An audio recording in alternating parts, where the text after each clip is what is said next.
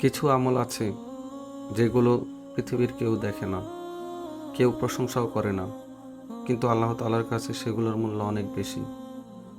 হয়তো সেই নীরব আমলগুলোই কিয়ামতের দিন আপনার নাজাতের কারণ হবে।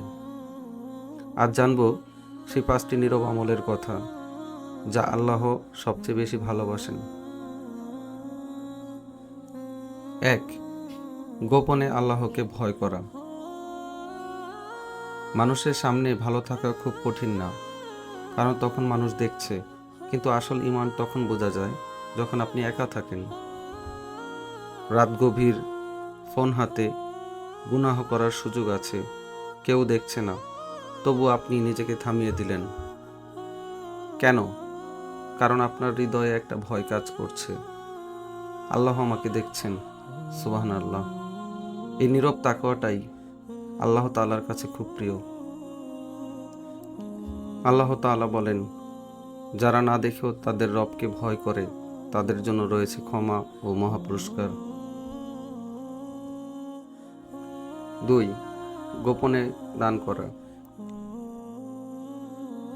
কিছু মানুষ আছে যারা অন্যদের সাহায্য করে কিন্তু কাউকে জানায় না। হয়তো কোনো ক্ষুধার্ত মানুষকে খাবার কিনে দিলেন, হয়তো কোনো এতিমকে সাহায্য করলেন, হয়তো দরিদ্র কারো হাতে চুপচাপ কিছু টাকা তুলে দিলেন। আল্লাহ তাআলা বলেন, তোমরা যদি দান প্রকাশ্যে দাও তাহলে ভালো, আর যদি গোপনে অসচ্ছলদের দাও তাহলে তোমাদের জন্য উত্তম। 3.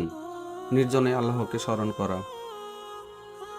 কখনো এমন হয়েছে রাতের বেলা হঠাৎ বুকটা ভারী হয়ে গেছে, সবাই ঘুমিয়ে গেছে আর আপনি চুপচাপ সিজদায় বসে আছেন, কাউকে কিছু বলেননি, শুধু আল্লাহকে বলেছেন, ইয়া আল্লাহ, আমাকে মাফ করে দিন। এই নীরব কান্না খুব দামি। বিশ্বনবী বলেছেন, সেই ব্যক্তি আরশের ছায়া পাবে যে নির্জনে আল্লাহকে স্মরণ করে কেঁদেছে। 4. অগোচরে অন্যের জন্য দোয়া করা।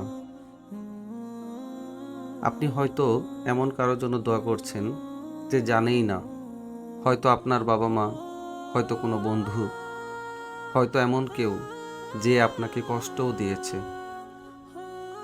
তারপরও আপনি বললেন, ইয়া আল্লাহ, তাকে ভালো রাখুন। এই দোয়াগুলো কখনো হারিয়ে যায় না। আল্লাহ তাআলার কাছে এগুলো খুব প্রিয়। বিশ্বনবী বলেছেন, কোনো ব্যক্তি অগোচরে অপর ভাইয়ের জন্য দোয়া করলে তা বিফলে যায় না। 5. নিজের সব কষ্ট আল্লাহর কাছেই বলা। জীবনে কষ্ট আসবেই, হতাশা আসবে, মন ভেঙে যাবে। সোশ্যাল মিডিয়ার এই যুগে মানুষ কষ্ট পেলেই সবাইকে জানিয়ে দেয়, কিন্তু একজন মুমিন জানে সবচেয়ে নিরাপদ জায়গা হলো আল্লাহর কাছে সিজদা। নবী ইয়াকুব আলাইহিস সালাম বলেছিলেন, আমি আমার দুঃখ বেদনা কেবল আল্লাহর কাছেই নিবেদন করি। মানুষ সবসময় বুঝবে না, কিন্তু আল্লাহ সবসময় শোনেন। হয়তো আপনার জীবনেও এমন কিছু নীরব আমল আছে যা কেউ জানে না, কেউ প্রশংসাও করে না, কিন্তু হয়তো সেই লুকানো আমলগুলোর কারণেই আল্লাহ এখনো আপনাকে হেফাজত করছেন। কিয়ামতের দিন এই নীরব আমলগুলোই আপনার নাজাতের কারণ হবে ইনশাআল্লাহ। তাই শুধু মানুষের জন্য না, আল্লাহর জন্যও কিছু আমল লুকিয়ে রাখুন। আল্লাহ আমাদের সবাইকে নীরবে তার প্রিয় বান্দা হওয়ার তৌফিক দান করুক। আমিন।